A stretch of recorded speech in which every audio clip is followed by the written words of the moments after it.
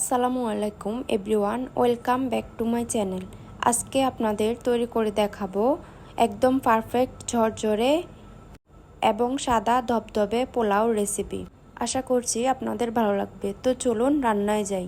এখানে আমি মেজারমেন্ট কাপের 2 কাপ পোলাওর চাল নিয়েছি এবং এটাকে আমি পানি দিয়ে ভিজিয়ে নিয়েছি।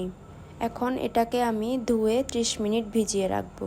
এখানে আমি হাফ কাপ তেল গরম করে নিয়েছি এবং কিছু পেঁয়াজ কুচি দিয়ে দিচ্ছি। আপনারা চাইলে পেঁয়াজ কুচিটা বাদও দিতে পারেন। পেঁয়াজ কুচিটা হালকা ভেজে নিয়েছি। এখন দিয়ে দেব 3টা তেজপাতা, 4টা এলাচ এবং 3 টুকরা দারচিনি। এবার আমি এগুলো নেড়েচেড়ে কিছুক্ষণ ভেজে নেব। ভাজা হয়ে আসলে এখানে আমি ধুয়ে রাখা চাউলগুলো দিয়ে দিচ্ছি। এখন আমি চালটা বেশ কিছুক্ষণ ভেজে নেব।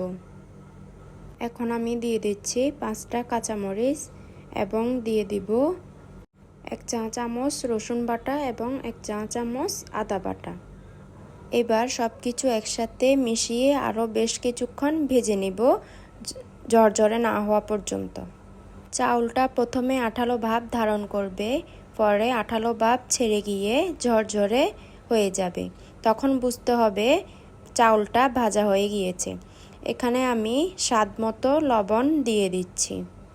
চাউলগুলো ভেজে নেওয়ার পরে এখানে আমি 3 কাপ পরিমাণ গরম পানি দিয়ে দিচ্ছি। আপনারা কিন্তু অবশ্যই গরম পানিটা ব্যবহার করবেন। এখানে আমি চাউলটা 30 মিনিট ভিজিয়ে ব্যবহার করেছি। তার জন্য আমার পানি লেগেছে 1 কাপের জন্য 1.5 কাপ।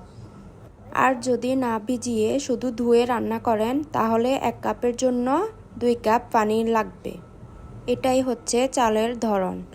আপনারা যেভাবে রান্না করেন শুধু খেয়াল রাখবেন, চাউল ভিজিয়ে রান্না করলে 1 কাপের জন্য 1.5 কাপ, আর চাউল না ভিজিয়ে রান্না করলে 1 কাপের জন্য 2 কাপ পানি লাগবে। এবার আমি পোলাওগুলোকে ঢাকনা দিয়ে ঢেকে কিছুক্ষণ রান্না করব, যতক্ষণ না পর্যন্ত পানি শুকিয়ে আসে। আমার পোলাওর পানি শুকিয়ে আসছে। এবার আমি এখানে 2 টেবিল চামচ গুঁড়া দুধ দিয়ে দেব। এটা অপশনাল, আপনারা চাইলে নাও দিতে পারেন। গুঁড়া দুধ দিলে টেস্টটা ভালো আসে, এই আর কি। আবারও নেড়েচেড়ে দিব যেন গুঁড়া দুধগুলো পোলাওর সাথে মিশে যায় এবং চাউলগুলো যেন সমানভাবে সিদ্ধ হয়। এবার আমি ঢাকনা দিয়ে আবারও ঢেকে দেব। চুলার আঁচটা একদম লোতে রাখতে হবে। এবার ঢাকনা খুলে এখানে আমি 1 টেবিল চামচ ঘি দিয়ে দিচ্ছি। এই পর্যায়ে ঘিটা দিলে ফ্লেভারটা স্ট্রংলি আসে। আবারও আমি ভালোভাবে নেড়েচেড়ে দিচ্ছি।